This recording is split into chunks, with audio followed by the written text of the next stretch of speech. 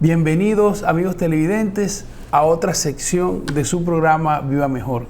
Como les dije antes de este corte comercial, vamos con una entrevista estupenda y con otro estupendísimo tema que nos trae el doctor Víctor Capellán, a quien tenemos el honor de tener hoy en nuestro programa. Bienvenido, Víctor. Muchas gracias por tenerme.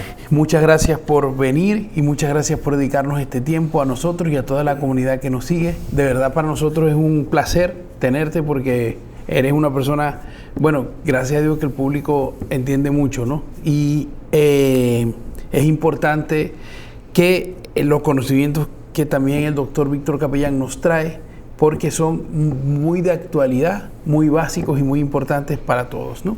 Hoy es un tema relacionado con la alimentación, con ejercicio, con todo, ¿no? Es un problema que está afectando cada vez más al hombre del siglo XXI.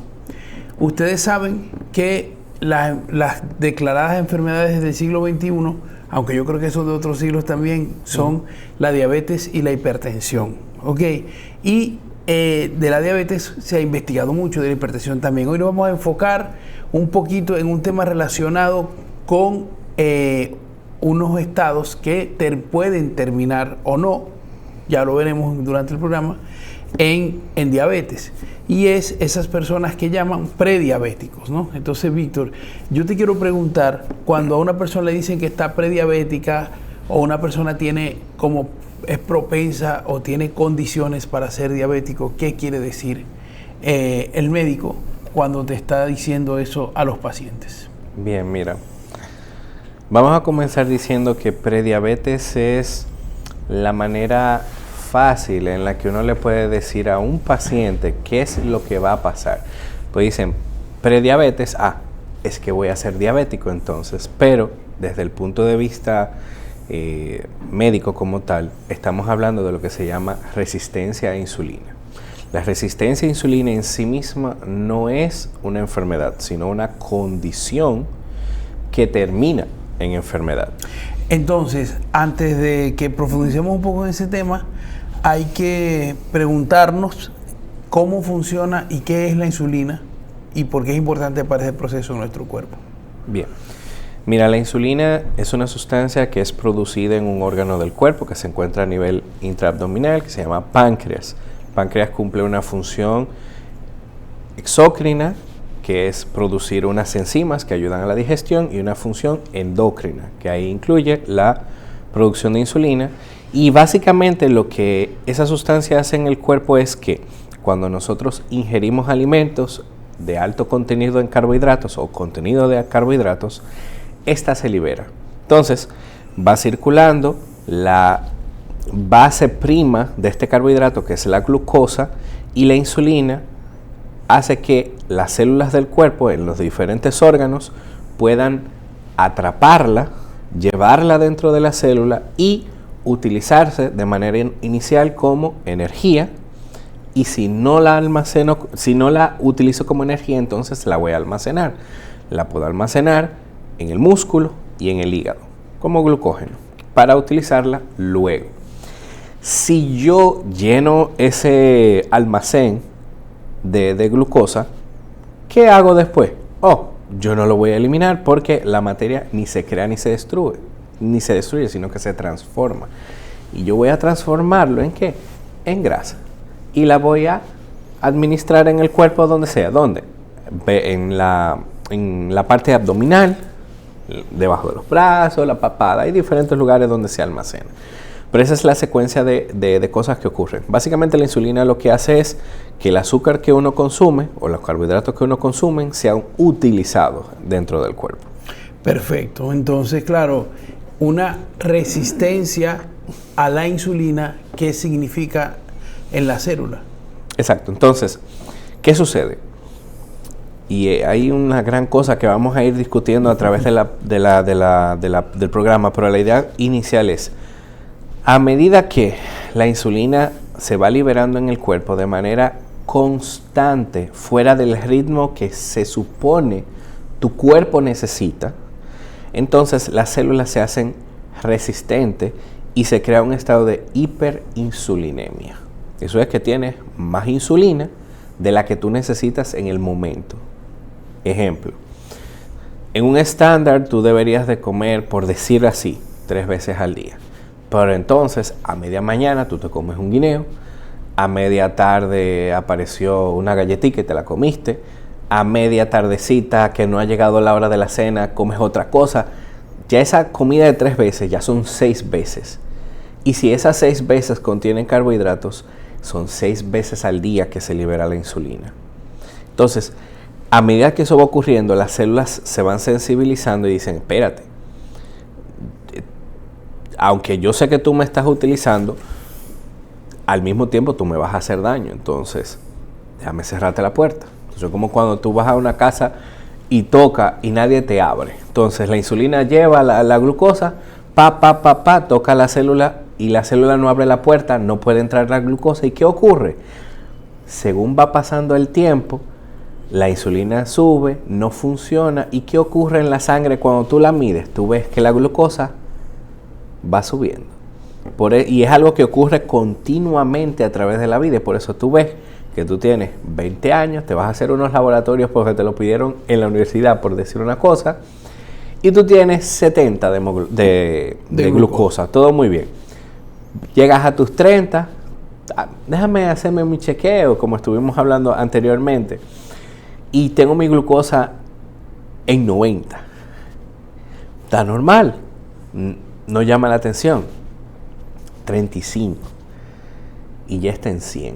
Y dicen, wow, pero ya yo estoy entonces perfecto, pero yo me siento bien. Entonces eso es lo que sucede y es algo que es imperceptible hasta que llega el punto en el que tú dices, hey, ya estoy aquí, yo soy prediabetes, llegué a tu vida. Entonces en este caso, ¿qué sucede? Esa insulina va subiendo, va dejando de hacer función, la glucosa va subiendo a través de la vida, de los años, y eso, mientras va ocurriendo esto, esa glucosa, que no debería de estar circulando de manera elevada continuamente el día entero, hace daño. ¿Dónde? Donde sea, riñón, cerebro, corazón, afecta metabólicamente desde el punto de vista de colesterol, etc. Hay múltiples cosas que van ocurriendo, pero la idea inicial es esa. Las células se van haciendo resistentes cada vez más y cada vez más el páncreas tiene que producir más insulina, pero se hace poco efectiva. Y la glucosa va subiendo con el parte del tiempo, tú llegas al rango de prediabetes, y después al rango ya de diabético propiamente como tal, claro, si no se hace algo para revertirlo, que es posible. Excelente. Entonces, ya vimos que la resistencia a insulina es que las células no dejan entrar la glucosa se mantiene en sangre y cuando está en sangre, digamos, va haciendo daño en los órganos, en todos los órganos. Lo Correcto. Que pasa es que se nota más en lo que usted más o menos mencionó, ¿no? Pero incluso hasta cataratas puede dar la diabetes, ¿no? Entonces, y esto es nuevo, o sea, porque lo de la prediabetes la gente lo está diciendo desde hace poco. Entonces, ¿cómo más o menos ha sido antes, ¿verdad? Te decían que si eras diabético o no. Uh-huh. Y se tomaban unas medidas. Cuando estabas por debajo de 110, 100, a los médicos como que no les importaba mucho y o sea, te decían que te cuidaras, pero no te daban tratamiento. Ahora resulta que un rango entre 100 para arriba ya es un signo de alarma, ¿no? Entonces, ¿por qué cambió? O sea, ¿por qué se descubrieron nuevas cosas? ¿O se ha visto que sí trae problemas, etcétera, etcétera? Bien, mira. Ya eso entramos desde el punto de vista de la historia. Uh-huh. Mira, estamos hablando del rango de los 1925, 30, más o menos, cuando se estuvo formulando la insulina como tal para usarse como medicación. Tú entrabas a un ward de pacientes internos diabéticos con glucosa elevada y tú los veías a todos que no tenían esperanza de vida. O sea, tú llegabas y sabías que en algún momento iban a hacer un coma cetóxico y iban a morirse. Hasta que llegó la insulina se la colocaron a un paciente y decían, mira, este es el último intento que vamos a hacer. Y el paciente mejoró. Y no solo mejoró, sino que podían vivir después de eso. Ya ahí se comenzó, bueno, pues la insulina parece ser la clave. Se comienza a estudiar la misma y se va diferenciando la terminología del paciente que es insulino dependiente y el que no es insulino dependiente, que es el que uno le dice el diabético tipo 1, el diabético tipo 2, que no es de la manera más correcta que uno debería referirse como tal, pero para facilidad de jerga, pues uno lo hace con los pacientes para cuestión de entendimiento. Entonces, ¿qué sucede? Históricamente hay hitos que han ocurrido que cuando uno los ve en perspectiva, uno dice, ok, por esto es que ha ocurrido. Comenzamos con la teoría, se pudiera decir, animalística, carnívora, en la cual muchos años atrás, millones de años atrás, el hombre cazaba lo que se comía y cazaba corriendo. Entonces tú los veías flacos, como uno dice. Flacos porque o tú ibas a cazar lo que te ibas a comer o tú tenías que correr para que no te comieran. Perfecto. Pasa el tiempo, evolucionamos, encontramos los ríos, explorando y decimos, ¿y qué es eso que está ahí? Ojo, y esto se comerá. Vamos a echarlo ahí, qué sé yo, vamos a ponerte una yuca, por decir una cosa. Y a alguien se le ocurrió tirarlo en agua y que el agua hirvió y mira, o arroz o lo que sea, crecía en los ríos. ¿Dónde? Pero aquí no hay que hacer nada. Eso crece solo. Pero vamos a quedarnos aquí entonces. Y ahí comienza el periodo sedentario de la historia. Los grandes asentamientos usualmente ocurrieron a los lados de los ríos. De los ríos y los lagos. Y ahí, ¿qué pasa? Comienzan las personas a quedarse quietas. ¿Por qué? Porque ya yo no tengo que salir a correr detrás de la comida. Porque ya está creciendo una aquí mismo, vamos a sembrarla otra vez. Pero encima de eso, da paso a la ganadería. Claro, pues si yo encierro los animales. Ajá. Pero vamos a ponerlos a producir y 2 o 3 gallinas, 2 o 3 cerditos, una vaca. Ya yo no tengo que salir para ningún lado a correr. ¿Qué pasa? Me dedico ¿a qué? A mercadear. Me dedico, no sé, a cualquier otra cosa. Y la actividad física se ve impactada prácticamente en un 100%. Tú pasas de ser un ser vivo que siempre estuvo activo a un ser vivo sedentario. Segundo punto, la industrialización. Desde los 70 más o menos, 70, 80, que ya comienza esa producción en masa, que comienzan el trabajo a expandirse, a muchas personas tener que trabajar 12 horas, pero en la misma poco tiempo que tú tienes y llega a la casa, ay Dios mío, ¿qué voy a hacer? Tengo que dormir y tengo que hacer, déjame comer, ¿qué? Mira, unos maíz enlatados, tuna enlatada, cosas ya prehechas para yo poder comer rápido, porque no tengo tiempo. Pero el problema es que todo eso, 1, hace que tú no te muevas, y 2, son comidas que, aunque están, sabemos que no son lo mejor que uno debería de poder comer. Entonces, y en los diferentes grados, mientras menos tiempo tú tienes, más chance tú tienes entonces de comer cosas refinadas. Es más fácil para mí tener pan. Para mí es más fácil tener pasta y preparar pasta para varios días. Y así sucesivamente.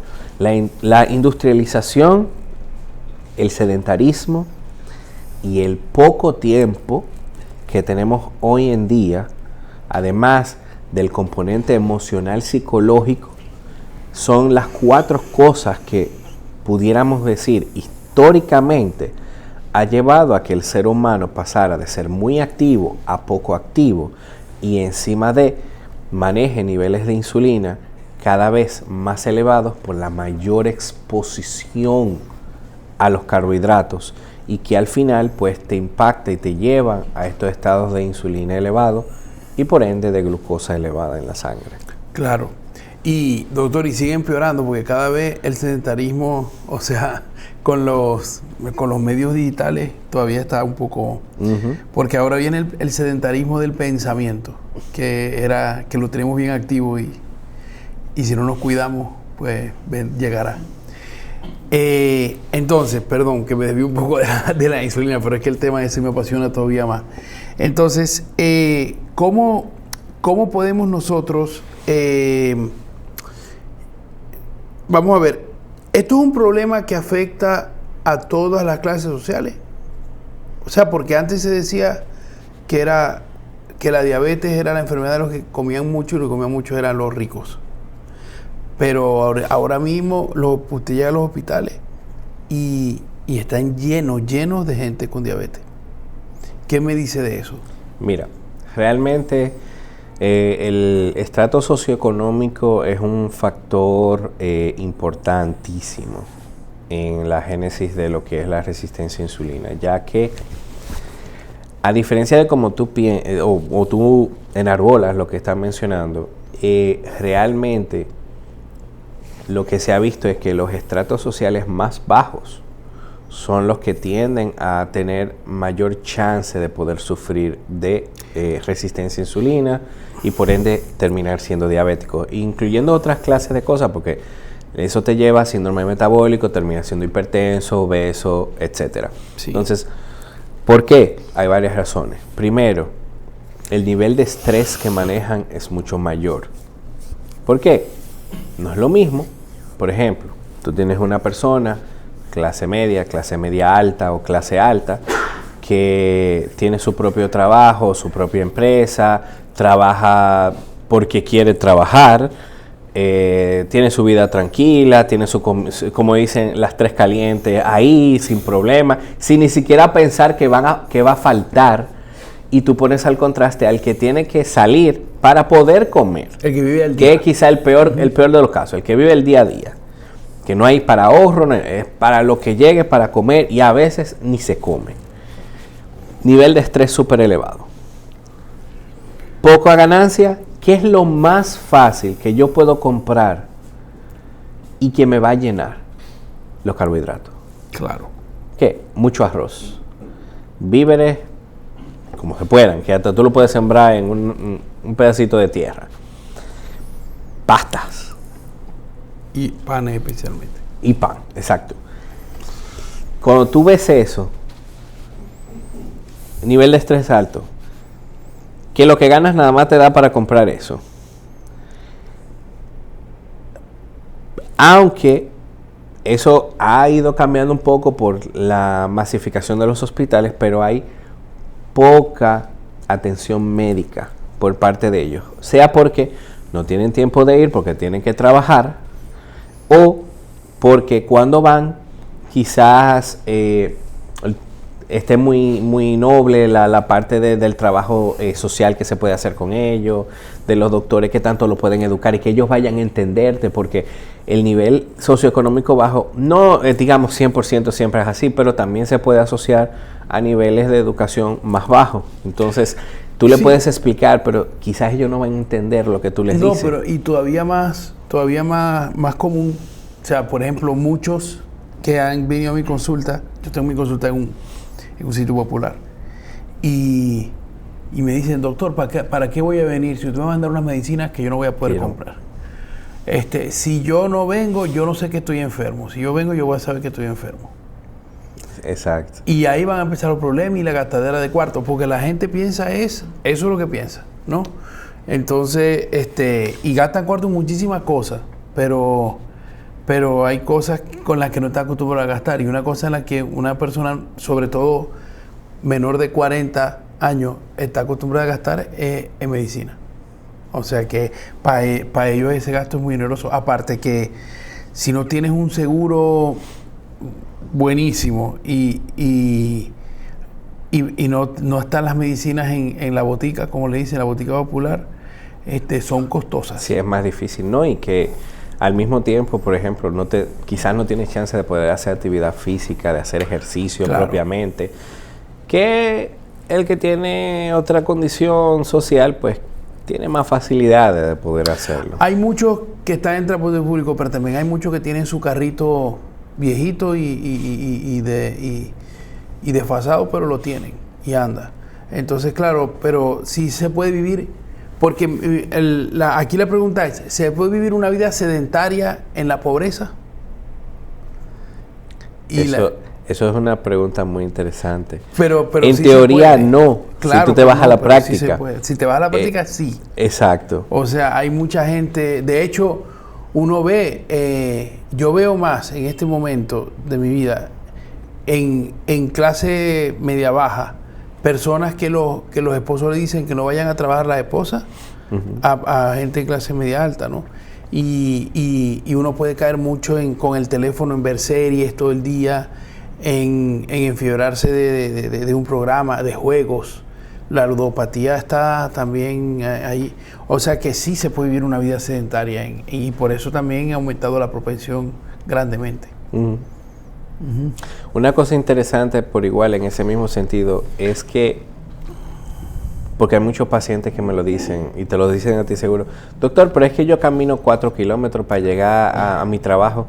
Sí, pero el problema es que para ti y tu cuerpo eso ya es normal. Mira qué interesante. Eso es normal para ti, ese es el movimiento diario tuyo. Llega un punto en el que tú necesitas hacer más que eso para tú poder lograr lo que quieres. Ahora, si es un paciente que está delgado, pues perfecto, funciona perfecto. Pero el que está con un par de libras más, como uno dice, y camina así, es que no es suficiente. Hay que hacer un poco más o tratar de hacerlo. Y ahí es donde, en el tema de los pacientes mayores, en esta clase de pacientes, tú tratas de aterrizarte a la realidad del paciente. Si el paciente, tú preguntas, ¿cómo tú trabajas? ¿Qué tú haces? Dime, ¿vives solo? ¿Vive en un cuartico con una esposa, con 3 muchachos que viven los 3 ahí mismo? Eso es importante saber para tú darle ideas de qué poder hacer. Mira, si tú puedes solamente hacer 15 minutos de ejercicio en el día, pero tú lo puedes hacer todo el día, vamos a intentarlo. ¿Y qué hago? Siempre tengo una respuesta. Porque es fácil. No, mira, ve estos videos y mira, simple. Y esto le puede servir para cualquiera de los que esté viendo esto. Una rutina simple. Tú te haces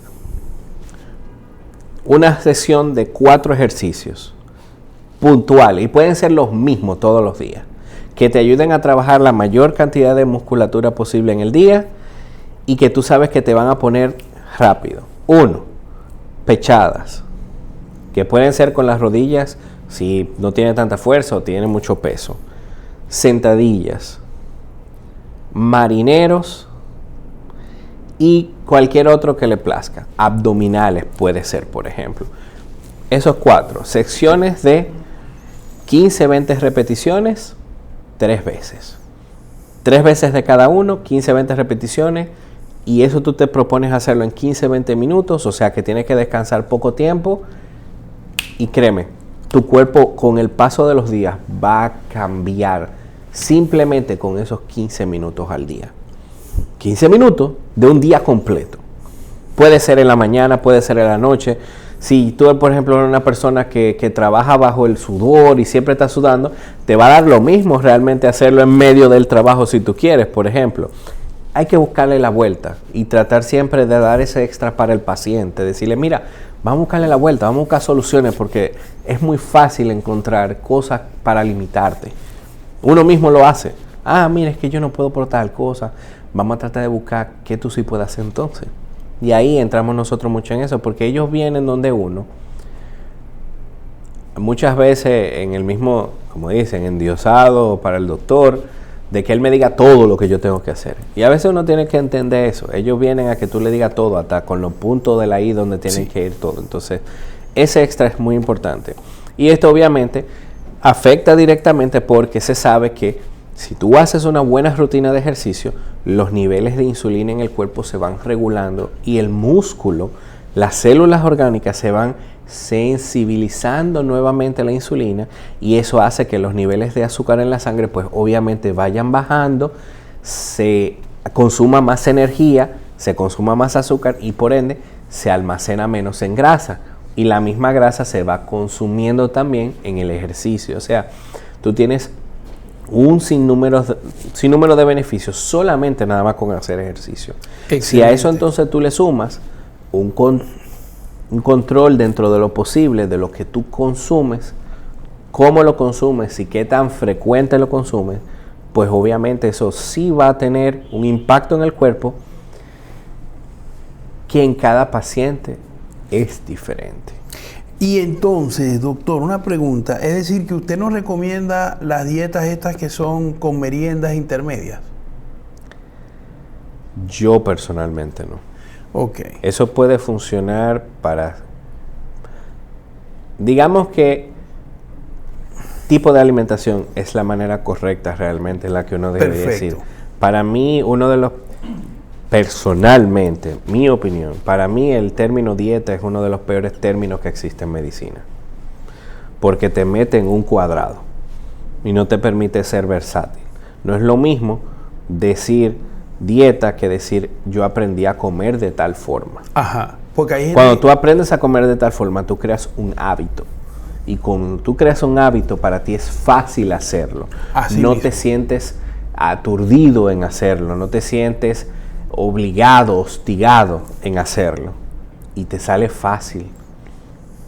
¿Qué es lo que dice la gente de la dieta? Dios mío, ¿qué es lo que yo tengo que comer? Ay, mi madre, guineíto con tuna, por decir una cosa.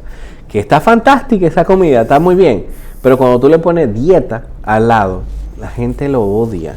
No es lo mismo me comerme unos guineitos con una tuna hoy porque quiero comérmelo, porque yo sé que me va a hacer bien. Claro. Esa parte emocional es muy importante. Y hay diferentes tipos de formas de alimentarse que le funcionan a las personas de maneras diversas. Ahora, lo que sí se sabe es que mientras menos exposición a carbohidratos, menos tiene que exprimirse el páncreas para poder liberar la cantidad de insulina que tú necesitas. Claro, cada cuerpo es diferente. Hay personas que pueden generar o tienen otras condiciones en las que uno tiene que rejugar eso, y quizás yo te puedo decir, hay gente que pueden hacer el Nomad Diet, que es la que es una vez al día, por ejemplo, y hay otras personas que por una condición médica de gastritis, por decirte una cosa, tú tienes que ser más flexible. Mira, puedes comer 2 veces al día, o sí, come una merienda extra, come entre tal horas, y uno lo va adecuando al paciente, especialmente si tú sabes que va o no a hacer ejercicio, porque si haces ejercicio y tú ves que las cosas van bien y ya tú lograste un cambio mental en el paciente y ya está montado en el tren, como uno dice, tú puedes flexibilizar y decirle, mira, tantas veces a la semana puedes hacer tal cosa. O cuando tú sientas la necesidad, tú lo puedes hacer. No lo limites. Cuando tú limitas al ser humano, el ser humano se siente más tentado en hacer lo que tú le estás diciendo que no haga. Claro. Claro. Entonces, doctor, y para terminar, quiero hacer una pregunta que me parece muy importante en este tema de resistencia a la insulina. Bueno, 2. A ver, entonces, para subirla, o sea, para contarlas brevemente. La primera es si es bueno quitar totalmente los carbohidratos de la dieta. Porque hay gente que le dan ganas, ¿no? De hecho, que eso es un tipo de dieta que está ahora muy de moda. Y la segunda es si cuánto, o sea, si la resistencia a la insulina o la prediabetes se medica o no. O sea, una persona todavía puede considerarse sana con prediabetes, o ya es una persona que tiene que empezar con prevenciones. Ok, bien. Primero, en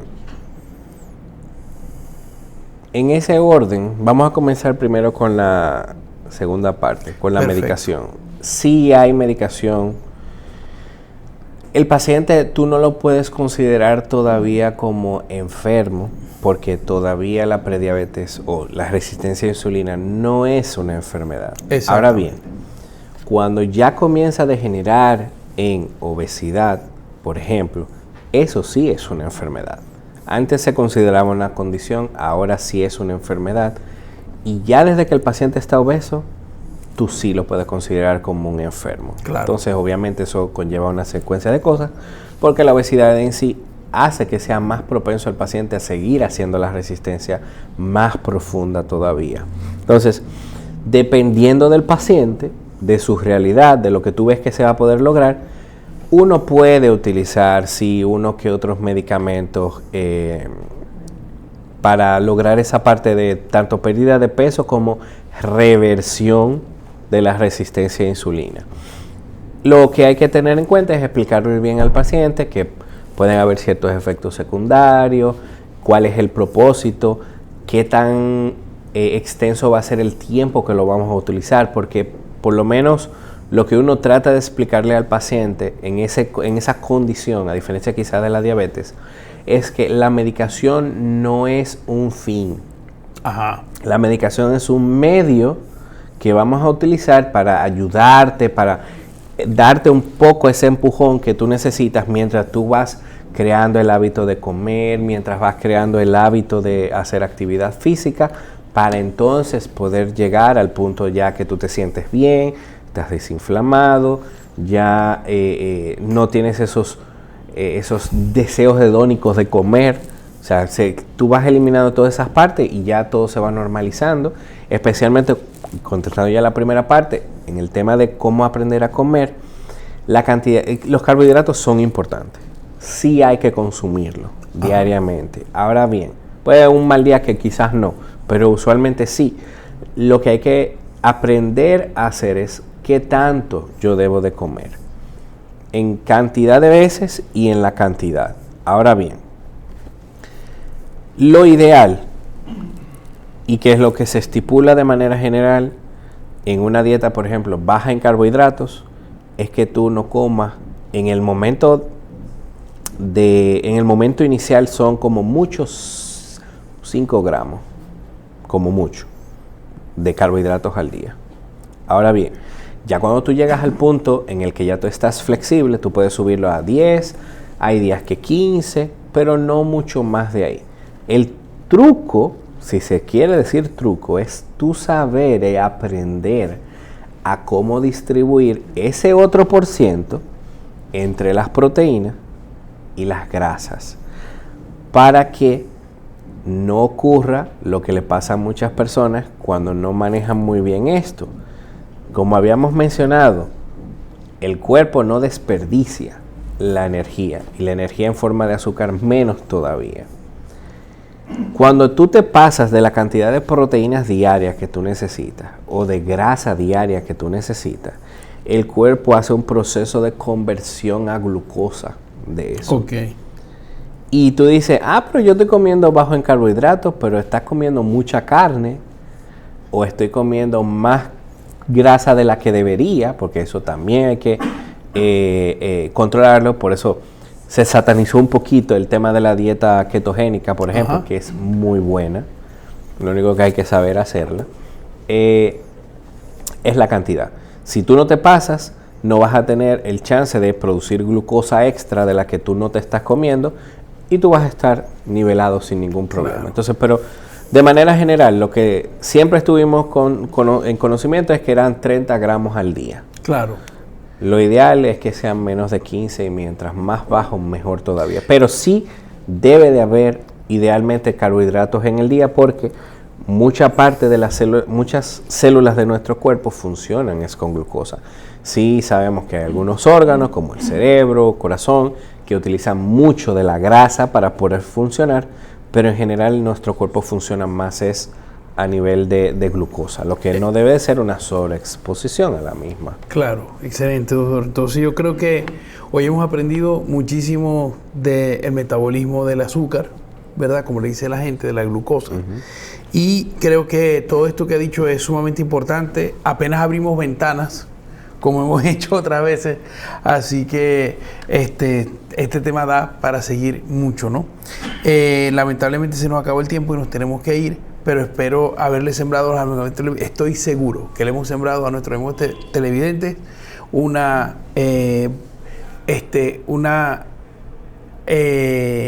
semilla que va a brotar en querer conocer más y sobre todo querer saber más de ustedes mismos, si tienen resistencia a la insulina, si están comenzando ese proceso, cómo mejorarlo, cómo pararlo y nutricionalmente, cómo pues, se pueden ayudar ustedes, ¿no? Entonces, eso evidentemente no lo pueden hacer solos, tienen que guiarse siempre de los médicos, como el doctor Capellán y otros especialistas de la medicina que van a estar siempre apoyándolos en este sentido. No se vayan, que después de estos comerciales, y le damos gracias al doctor Capellán por haber venido. Gracias, Víctor. Te esperamos en otro programa prontamente. Y ustedes, amigos televidentes, no se vayan, que venimos con más y mucho más de Viva Mejor para todos ustedes.